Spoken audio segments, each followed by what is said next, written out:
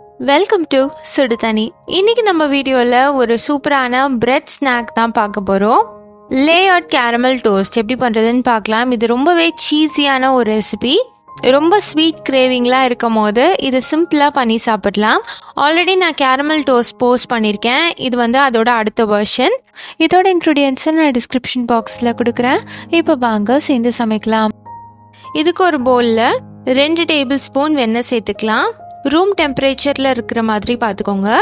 இதோட 2 table spoon சர்க்கரை, 1/4 teaspoon பட்டை பொடி சேர்த்துக்கலாம். சேர்த்துட்டு இதை நல்லா மிக்ஸ் பண்ணி வச்சுக்கோங்க.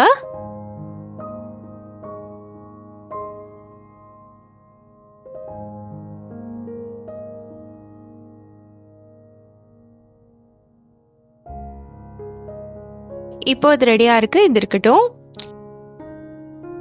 அடுத்து ஒரு ஸ்லைஸ் பிரெட் எடுத்துக்கலாம். இதுக்கு மேலே ஒரு சீஸ் ஸ்லைஸ் சேர்த்துக்கிறேன். அதுக்கு மேலே இன்னொரு பிரெட் ஸ்லைஸ், அதுக்கு மேலே திருப்பி சீஸ் ஸ்லைஸ், அதை கவர் பண்ணுற மாதிரி ஒரு பிரெட் ஸ்லைஸ். இந்த மாதிரி அரேஞ்ச் பண்ணிவிட்டு இப்போ இதை ஈக்குவலாக வர்றதுக்காக ஒன்று போல் நான் கட் பண்ணிக்கிறேன். ஸோ இந்த மாதிரி கட் பண்ணும்போது எல்லாமே ஒரே சைஸாக இருக்கும், எதுவுமே எக்ஸ்ட்ரா இருக்காது. இந்த மாதிரி கட் பண்ணதுக்கப்புறம் இது மேலே நம்ம செஞ்சு வச்சுருக்க அந்த பட்டர் மிக்ஸை நம்ம சேர்த்துக்கலாம்.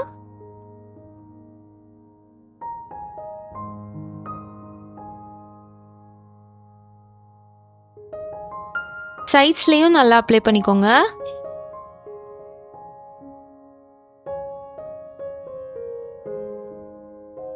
இந்த மாதிரி இது ரெடி பண்ணி வச்சுட்டு இதை நம்ம அப்படியே ஒரு தவால சேர்த்துடலாம். இது ஸ்லோ ஃப்ளேமில் வச்சு எல்லா சைடும் நம்ம குக் பண்ணி எடுக்கணும். நல்லா அது டோஸ்ட் ஆகும் போது தான் அந்த சுகர் நல்லா கேரமலைஸ் ஆகும். லைட்டாக அப்படியே ப்ரௌன் கலரில் மாறிட்டே வரும். சைட்ஸையும் நம்ம திருப்பி குக் பண்ணி எடுத்துக்கணும். அதுதான் இதோட மெயின் டேஸ்ட்டே. இன்னொன்று, இந்த மாதிரி நம்ம குக் பண்ணும் போது சீஸ் நல்லா மெல்ட் ஆகும். சீக்கிரமாக பண்ணோன்னா சீஸ் மெல்ட் ஆகாது. தவாவில் வச்சு நம்ம மெல்ட் பண்ணுறது ரொம்பவே கஷ்டம். அவன் தான் நம்மளுக்கு மெல்ட் ஆகிடும். இதை எல்லா சைடும் திருப்பி நல்லா குக் பண்ணி எடுத்துக்கலாம். சீஸ் முக்கியமாக மெல்ட் ஆகணும். ஸோ அதனால் ஸ்லோ ஃப்ளேம்லேயே வச்சு பண்ணுங்கள், அவசரப்பட வேண்டாம்.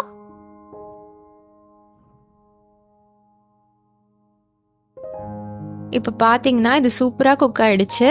வெளியே நல்லா கிறிஸ்பியாக க்ரன்ச்சியாக இருக்கும், உள்ளே அப்படியே கூயியாக அப்படி சீஸியாக இருக்கும்.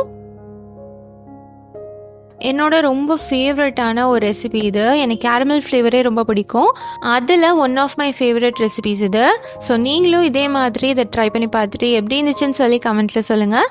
இந்த வீடியோ உங்களுக்கு பிடிச்சிருந்தா லைக் பண்ணுங்கள். சுடு தண்ணி சேனலை சப்ஸ்கிரைப் பண்ணுங்கள். தேங்க்யூ.